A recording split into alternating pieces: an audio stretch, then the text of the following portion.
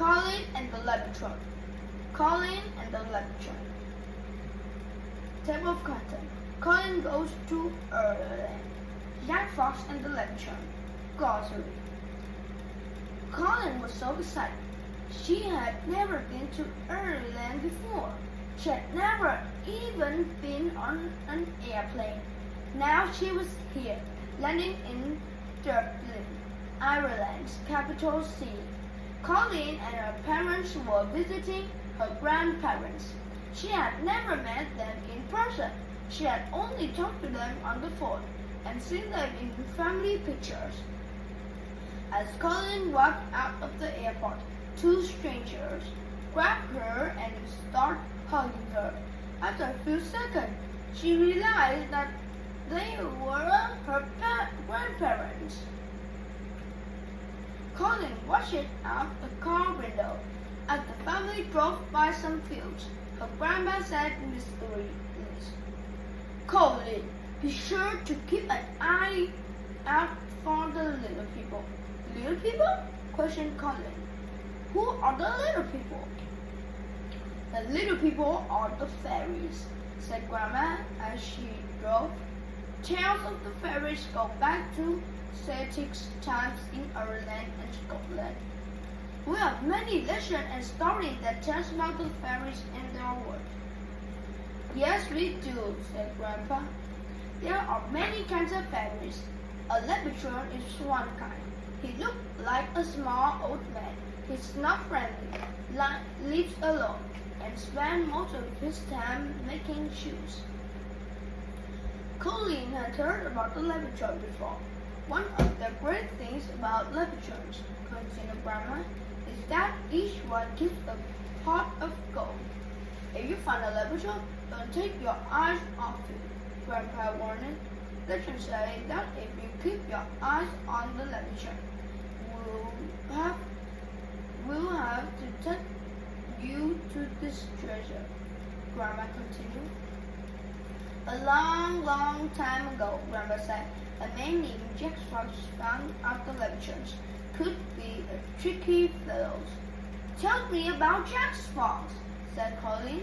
Grandma begins to tell the story. Jack Frost and the Leprechaun. Jack Frost was walking along the road when he heard a sound in the hedgerow. He had a suspicious about what that noise might be and started to get very excited. He peeked over the hedge and saw that his suspicions was true. There was a little man wearing a leather apron and a pointed hat. He was using a tiny hammer, the size of a pin, shaped a tiny golden shoe. Jack knew at once that he had found a leprechaun. Jack crept close to the leprechaun and said good morning to him. The leprechaun smiled and said hello, and offered Jack a drink of water. "Just hand me that water," the leprechaun said, hoping Jack would look away. But Jack just stared straight at the leprechaun and said, "No, thank you." They talked for a while. The leprechaun tried many ways to trick Jack into looking away, but Jack wasn't fooled. Jack demanded the leprechaun take him to the pot of gold. To trick Jack, and took him to a field of dandelions, and he showed Jack the flower that the treasure was buried under. But Jack did not have a shovel. Jack used one of his stalks to cover the dandelion and mark the spot. Then Jack went home to get a shovel. When Jack came back, every dandelion in the field had a stalk on it.